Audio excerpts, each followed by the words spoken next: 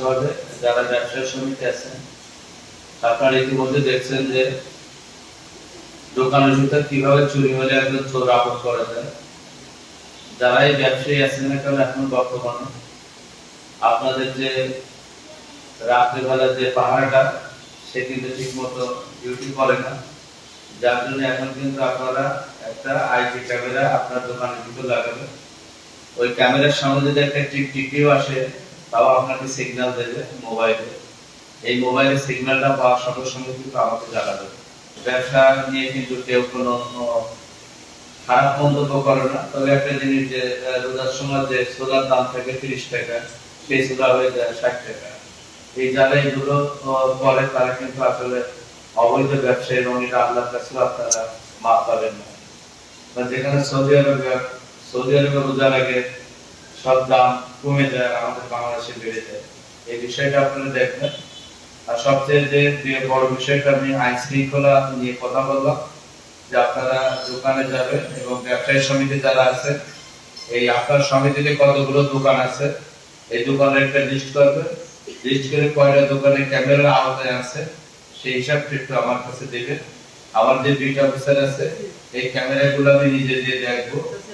একটু পয়সা খরচ করবে, যাতে আইপি ক্যামেরা অর্থাৎ আপনার মোবাইলে অ্যাপস থাকবে, সামনে একটা টিকটিকে তার বেড়ে লাভ দিচ্ছে সেই মেসেজও কিন্তু আপনার কাছে আসবে। এই যদি থাকে তাহলে কিন্তু আপনি রাত্রের বেলা ঘুমাইতে পারবেন। মানে দোকানে 10 লক্ষ টাকার মাল আছে, হঠাৎ করে সকালবেলা আসছেন যে দোকানের মাল চুরি হয়ে গেছে। কারণ এই শহরে কোনো সিসি ক্যামেরা নাই। এই সিসি ক্যামেরার জন্য আমি আন্দোলন করছি, যেটা আমার বিষয় না, যেটা আপনাদের আন্দোলন করার বিষয়।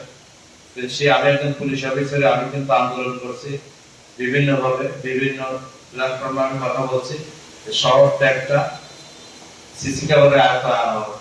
যে উনি কি করবে ক্যামেরা লাগাবে, উনি কি ক্যামেরা লাগাইছে আপনাদের দ্বারা নিয়ে গেছে, আপনাদের কাছে টাকা নিচ্ছে, টাকা একবার নেওয়া যায়, 2-3 বার নেওয়া যায়। তখন প্রশাসন কি করবে এটা জানি, কিন্তু আমরা ব্যবসায়ী সমিতিতে দিয়েছি, এটাও একবারে নজির। আমরা টাকা দিয়েছি জনের সাথে এবং বহুত জনের কাছে টাকা নিচ্ছি দিয়া আমরা করছি। করার পর দেখা যায় যেগুলো লাগানোর কথা এগুলো লাগানো হয় না, খুব খারাপ জিনিস লাগানো হয়েছে, 6 মাস যায় না, 1 বছর যায় না, এগুলো নষ্ট হয়ে গেছে, নষ্ট হয়ে গেছে।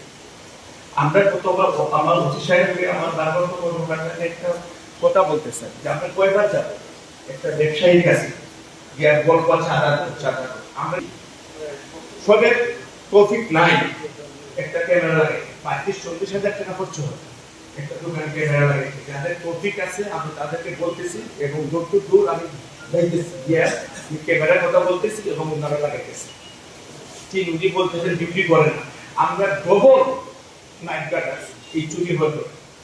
আপনি আমার কথা মনে কিছু করবেন না, আপনার এখান থেকে 200 গজ দূর চুরি হয়েছে। কয়েকদিন আগে 7-10 দিন আগে 1.5 চুরি হয়েছে। মামলা করেন নাই, মামলা করে কিছু পাওয়া যায় না। আসামি ধরছে, আপনারা সেই আসামি ছাড়া নিয়ে গেছেন, মামলা করেন নাই। আমরা ডবল নাইট গার্ড রাখছি, ডবল করে ব্যবসায়ীরা দেখা দিতেছে। আমরা তো সবাই সমস্যা ট্যাক্সে বেতন।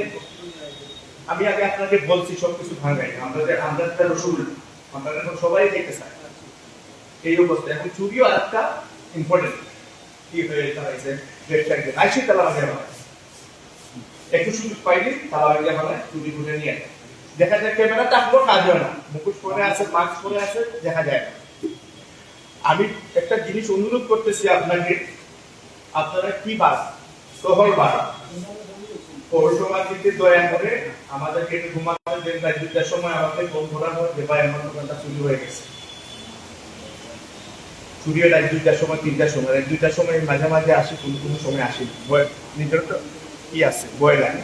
কিন্তু আমাদের আপনাদের পুলিশ বুঝছে আপনার গাড়ি থেকে না নামে গাড়ি বসে হতে তাইলে হবে না।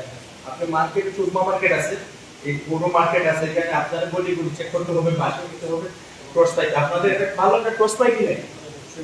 আমি কিন্তু আপনাকে ডিবেটের ভিতর করে রেখেছি না, আমি আমার ব্যবসায়ীদের পক্ষ থেকে কথা বলতেছি, কারণ আমরা অসহায়।